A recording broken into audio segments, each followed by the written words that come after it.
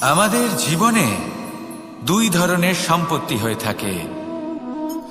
এক হলো ভৌতিক সম্পত্তি, এক হলো জৈবিক সম্পত্তি। অর্থ, সম্পদ, সুবিধে, খাদ্য এইসব ভৌতিক সম্পত্তির মধ্যে পড়ে। ব্যক্তি, মিত্র, পরিবার, আমাদের আপনজন, আত্মীয় স্বজন সব জৈবিক শ্রেণীতে পড়ে। আর প্রত্যেক মানুষের পক্ষে এই বিভাজন বোঝা অত্যন্ত আবশ্যক। কারণ মূলত আমাদের ব্যবহার দুই রকমের হয়ে থাকে, হয় আমরা ভালোবাসি বা আমরা সদ্ব্যবহার করি। আর সবথেকে বড় ভুল আমরা তখন করি যখন আমরা বুঝতেই পারি না যে ভালোবাসবো কাকে আর ব্যবহার করব কাকে। আমরা ভৌতিক সম্পত্তি ভালোবেসে ফেলি আর ব্যবহার করি জৈবিক সম্পত্তিকে, যেখানে এটা অনুচিত। জৈবিক সম্পত্তিকে ভালোবাসুন আর ভৌতিক সম্পত্তিকে ব্যবহার করুন। যেদিন আপনার মধ্যে এই বোধ জাগ্রত হবে যে কাকে ভালোবাসবেন আর কাকে ব্যবহার করবেন, সেই দিন আপনার জীবনে শুধুই শান্তি বিরাজমান হবে। আর তখন এই মন প্রসন্ন হয়ে বলবে, রাধা রাধা। কাল, আজ এবং কাল, আমাদের সমগ্র জীবন এই তিনটির আশেপাশেই ঘুরতে থাকে।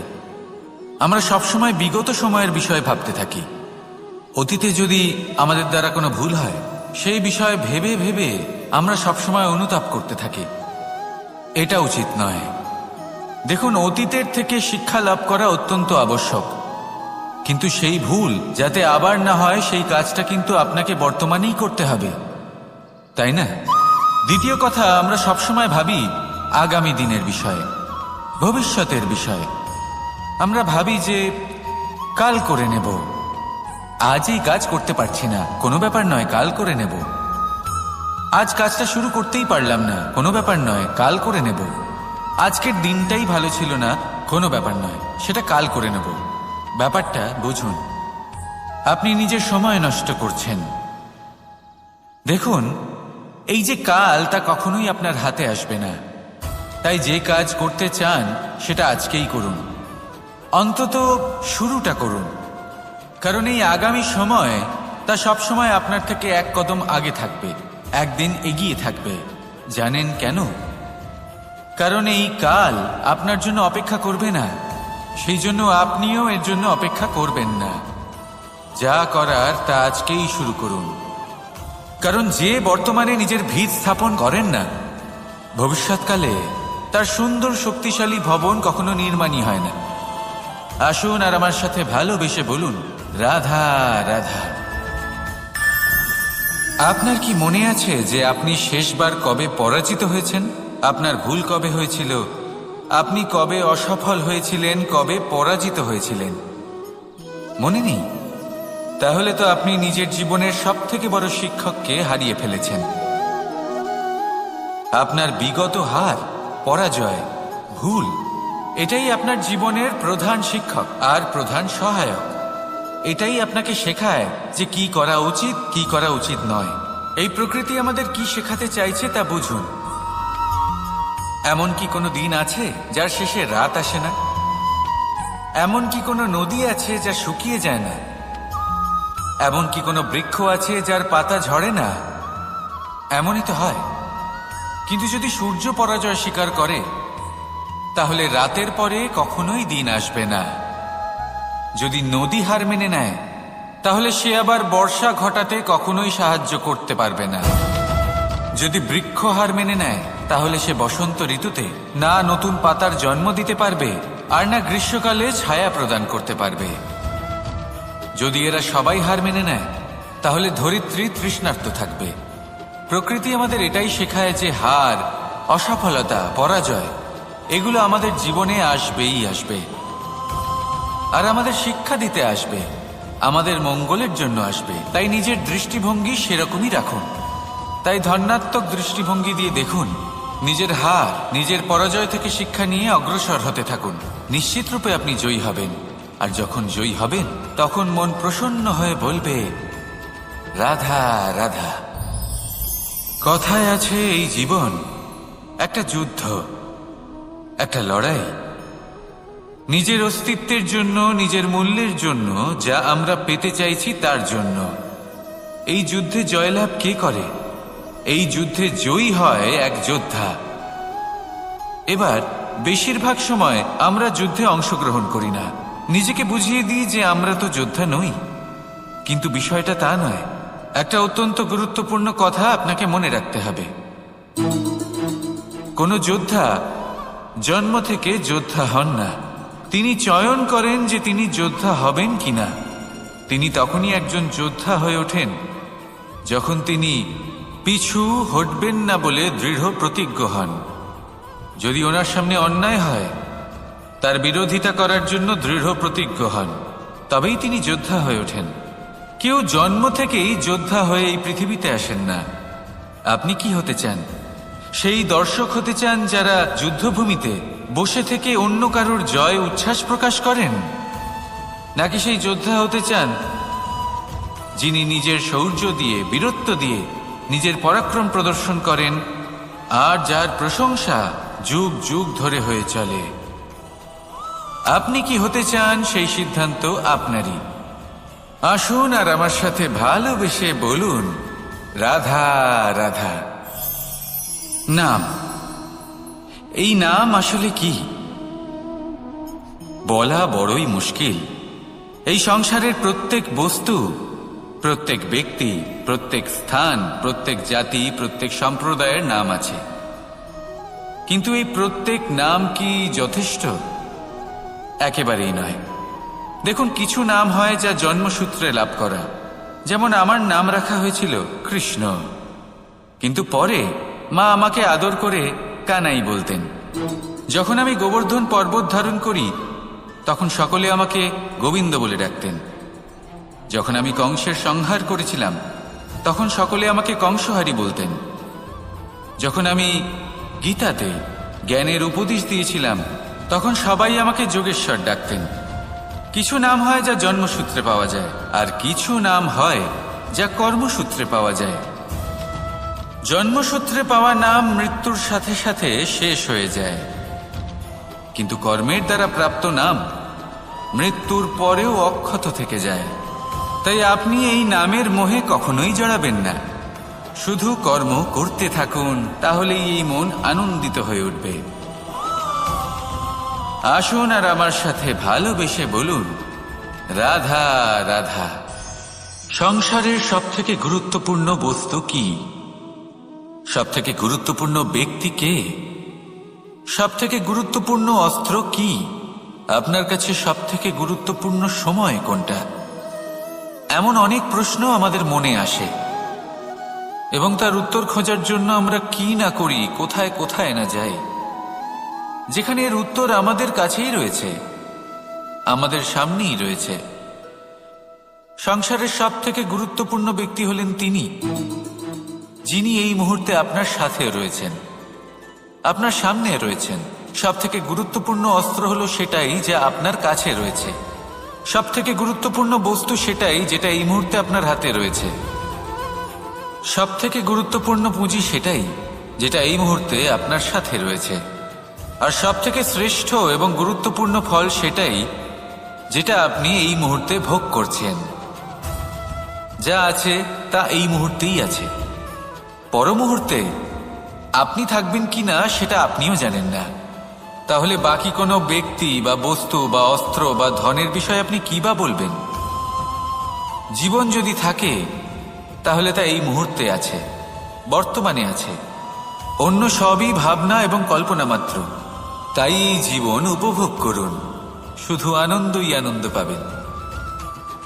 আসুন আর আমার সাথে ভালোবেসে বলুন, রাধা রাধা। সারল্য। মানুষ সবসময় এমন কিছু খোঁজে যা সরল, এমন পথ খোঁজে যা সরল, সেই সকল বস্তুর পিছনে ছোটে যা সহজেই পাওয়া যায়। আপনি আমাকে বলুন, যদি সবই সহজে পাওয়া যেত, তাহলে আনন্দ কিসে থাকতো? আপনি আমাকে বলুন, সরল কোনটা? দুঃখ ভোগ করার পর চোখের জল ফেলা, নাকি হাসি মুখে অন্য কাউকে সাহস জোগানো? সরল কোনটা?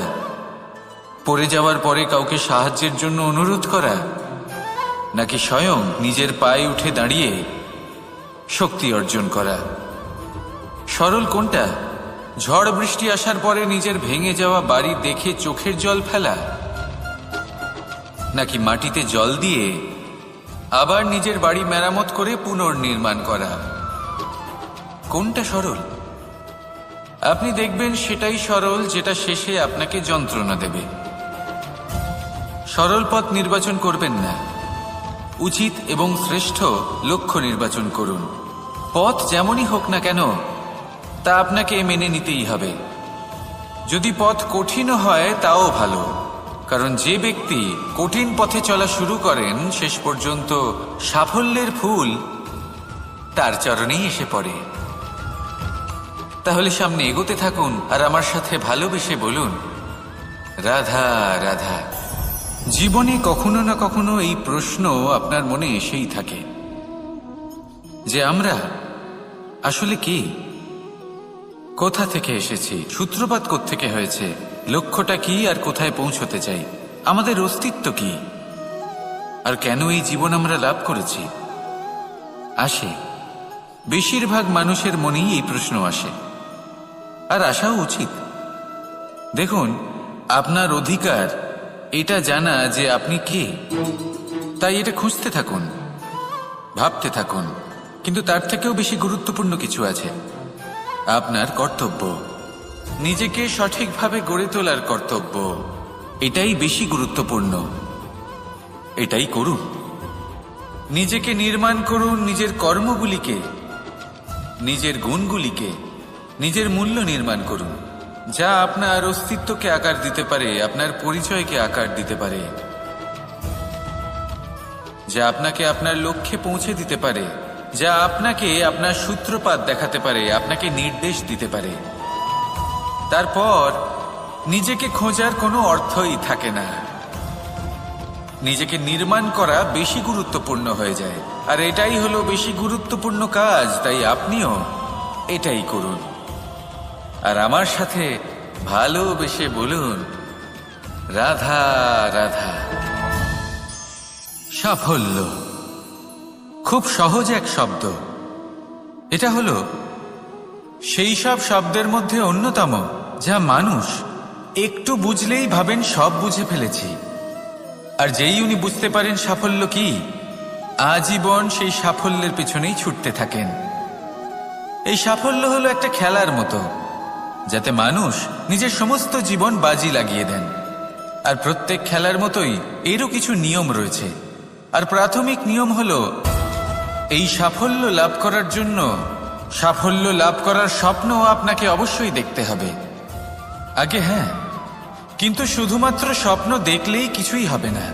স্বপ্ন দেখুন, তারপরে আপনার নিজের নিদ্রাকে ভঙ্গ করতে হবে, দিনরাত পরিশ্রম করতে হবে, দিনরাত চেষ্টা করতে হবে।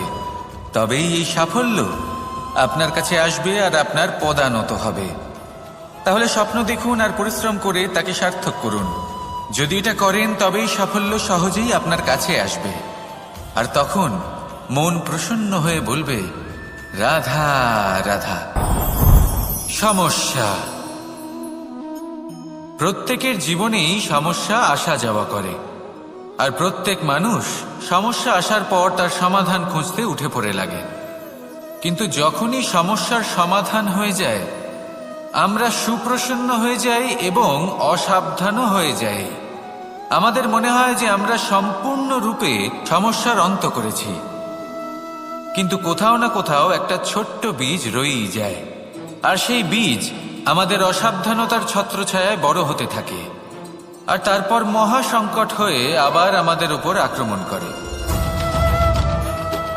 এই সংকট যে কোনো রূপে আসতে পারে, কোনো শত্রুর রূপেও আসতে পারে, বা কোনো মহামারীর রূপেও আসতে পারে। সেই জন্য সবসময় সাবধান থাকাই উচিত। কারণ অসাবধান হলে কি হয়, আমাদের সুরক্ষা চক্রে একটা ছেদ উৎপন্ন হয়, আর আমাদের শেষ করতে পারে এমন এক বাণ সেই ছেদ বিন্দু হয়ে আমাদের হৃদয়ে প্রবেশ করতে পারে। তাই যে কোনো সমস্যার সমাধান করুন, জয়ী হন, উৎসব পালন করুন, কিন্তু সাবধানে থাকবেন। আসুন আর আমার সাথে ভালোবেসে বলুন, রাধা রাধা। শক্তি, সামর্থ্য, প্রাবল্য এসব কোথা থেকে আসে, কোথা থেকে এগুলো প্রাপ্ত করা যায়? সেই লক্ষ্য দ্বারা যা আমরা প্রাপ্ত করতে পারি, নাকি সেই সংঘর্ষ দ্বারা যা আমরা জয় করতে পারি? না, এখান থেকে শক্তি লাভ করা সম্ভব নয়। যখন আপনার সামনে এমন কোনো লক্ষ্য থাকবে যাকে ভেদ করা অসম্ভব মনে হবে, তাও আপনি চেষ্টা করতে থাকবেন। আপনার সামনে এমন এক সংঘর্ষ থাকবে যা জয় করা সম্ভবই নয়, তাও আপনি চেষ্টা করতে থাকবেন। তখন আপনার শক্তি বৃদ্ধি পায়। অসম্ভবকে সম্ভব করে দেখালে শক্তির বৃদ্ধি হয়। দেখুন, যা সম্ভব তা তো যে কেউ করতে পারে। যা অসম্ভব কিন্তু আপনি চাইছেন, তা পূর্ণ করুন। সেই লক্ষ্য প্রাপ্ত করুন, সেই সংঘর্ষের ওপর জয়লাভ করুন। প্রয়াস তো করে দেখুন। এই চেষ্টার দ্বারাই শক্তির বৃদ্ধি হয়। আর যখন সেই শক্তি উচ্চ স্তরে পৌঁছে যাবে, তখন আপনি অসম্ভবকে সম্ভব করে দেখাবেন। তাই জীবনে চেষ্টা করতে থাকুন, আর আমার সাথে ভালোবেসে বলুন, রাধা রাধা। এই সংসারে সুখ আর সন্তোষ লাভ করার পথ কি? ত্যাগ করা নাকি মেনে নেওয়া? এটা হলো একটা ধাঁধার সমান, আর যে বুঝতে পারে তার কাছে এক মিত্রের সমান।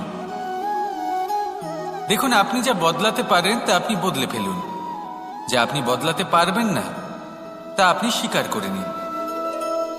আর যা মেনে নিতে পারবেন না তাকে নিজের থেকে আলাদা করে দিন। ধরুন, আপনার কোনো অভ্যেস আছে যা আপনি বদলাতে চান, বদলে ফেলুন।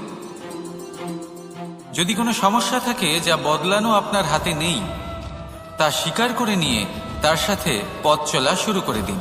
যদি কোনো আবেগ থাকে, পরিস্থিতি থাকে বা কোনো বস্তু থাকে যা আপনি মানতেই পারছেন না, কোনোদিনও মানতে পারবেন না, তাকে নিজের থেকে আলাদা করে দিন।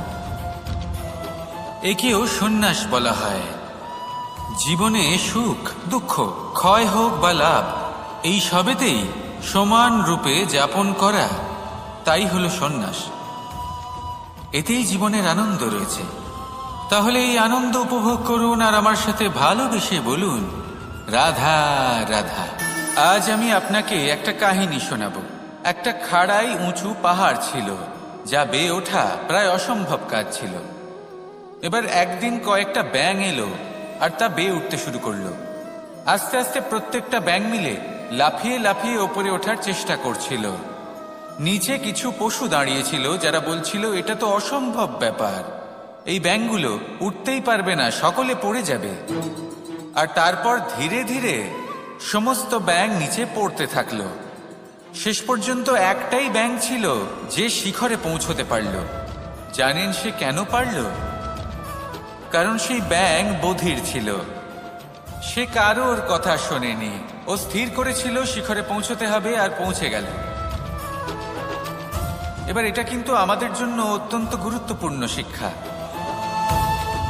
আপনি যদি জীবনে নিজের লক্ষ্য স্থির করে থাকেন, তাহলে এদিক ওদিক কারোর কথা শুনবেন না, শুধুই নিজের লক্ষ্যের দিকে অগ্রসর হন। কারণ সাফল্য আপনার প্রচেষ্টার দ্বারাই আপনি পেতে পারেন, অন্যের কথা দ্বারা নয়। তাহলে চেষ্টা করতে থাকুন আর নিজের লক্ষ্য প্রাপ্ত করুন। আর আমার সাথে ভালোবেসে বলুন, রাধা রাধা। এই সূচটা দেখুন, কতটা গুরুত্বপূর্ণ এই সূচ। ওর কতটা ভূমিকা রয়েছে, ও কত রকম ভাবে সাহায্য করতে পারে আমাদের। এর সাহায্যে যদি আপনি চান, তাহলে এক সাধারণ কাপড়কে আপনি পোশাকে পরিবর্তিত করতে পারেন। আপনি যদি চান, তাহলে অনেক ফুল একসাথে নিয়ে একটা মালা বানিয়ে ফেলতে পারেন, বা অলংকার বানিয়ে ফেলতে পারেন। এর সাহায্যে আপনি বাড়িও সাজাতে পারেন। এ হলো অত্যন্ত গুরুত্বপূর্ণ জিনিস। কিন্তু আপনি ভাবুন, যদি এই সূচে এই ছিদ্রই না থাকে, যদি এর সাথে এই সুতোই না জোড়া যায়, তখনও কি এটা এতটাই গুরুত্বপূর্ণ থাকবে? কখনোই না। তখন এটাকে কাউকে কষ্ট দেওয়ার কাজে লাগানো যেতে পারে। দেখুন, একটা অত্যন্ত গুরুত্বপূর্ণ কথা আপনাকে মনে রাখতেই হবে। যে কোনো বস্তু একা তার গুরুত্ব হারিয়ে ফেলে। কোনো কিছুর সাথে তার সম্মান বেড়ে যায়, তার গুরুত্বও বেড়ে যায়। এটা মানুষের ক্ষেত্রেও প্রযোজ্য। যদি আপনি সামনে এগোতে থাকেন এবং একাই এগোতে থাকেন,